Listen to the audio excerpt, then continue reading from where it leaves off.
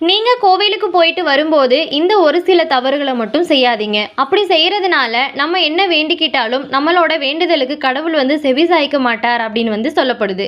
இந்த ஒரு ஆன்மீக தகவல தெரிஞ்சுக்கிறதுக்கு முன்னாடி, என்னோட சேனல வந்து சப்ஸ்கிரைப் பண்ணிட்டு பாருங்க. அப்படியே உங்களுக்கு எந்த கடவுள் பிடிக்கும்னு சொல்லிட்டு எனக்கு கமெண்ட்ல சொல்லுங்க.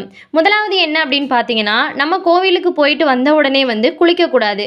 ஏன் அப்படின்னா, கோவிலுக்கு நம்ம போயிட்டு வர்றதுனால, அந்த தெய்வீக ஆற்றல் வந்து நம்ம உடம்புல வந்து கொஞ்ச நேரம் தங்கி இருக்கும் அப்படின்னு வந்து சொல்றாங்க. நம்ம குளிச்சுட்டோம் அப்படின்னு சொன்னா, அது வந்து நம்ம உடம்புல இருந்து போயிருமாம்.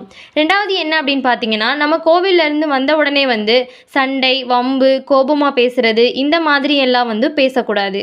3வது என்ன அப்படின்னா, கோவில்ல குடுக்குற விபூதி, சந்தனம், குங்குமம், துளசி, பூ இது எல்லாத்தையுமே வந்து நம்ம கொண்டு வந்த உடனே வந்து நம்ம தரையில வந்து வச்சுருவோம். அந்த மாரி வந்து வைக்கக்கூடாது அப்படின்னு வந்து சொல்றாங்க.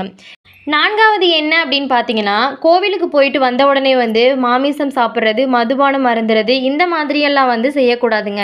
நம்ம எல்லாரும் என்ன பண்ணுவோம்னா, அதான் கோவிலுக்கு போயிட்டு வந்துட்டோம்ல, அப்புறம் என்ன அப்படின்னு சொல்லிட்டு இந்த மாதிரி தவறுகள் எல்லாத்தையுமே வந்து நம்ம பண்ணிருவோம். இதையெல்லாம் நம்ம பண்ணுனோம்னா, நம்ம கோவிலுக்கு போயிட்டு வந்ததுக்கான அர்த்தமே இல்லாம வந்து போயிரும். நம்மளோட வேண்டுதல்கள் எல்லாமே கண்டிப்பா வந்து நிறைவேறாது. கடவுள் வந்து நம்மளோட வேண்டுதலுக்கு செவிசாய்க்க மாட்டார் அப்படின்னு வந்து சொல்லப்படுது. அதனால இந்த மாதிரி தவறுகள்லாம் நம்ம தவிர்த்தோம்னா, கடவுளோட ஆசீர்வாதம் வந்து நமக்கு கண்டிப்பா கிடைக்கும் அப்படின்னு வந்து சொல்றாங்க.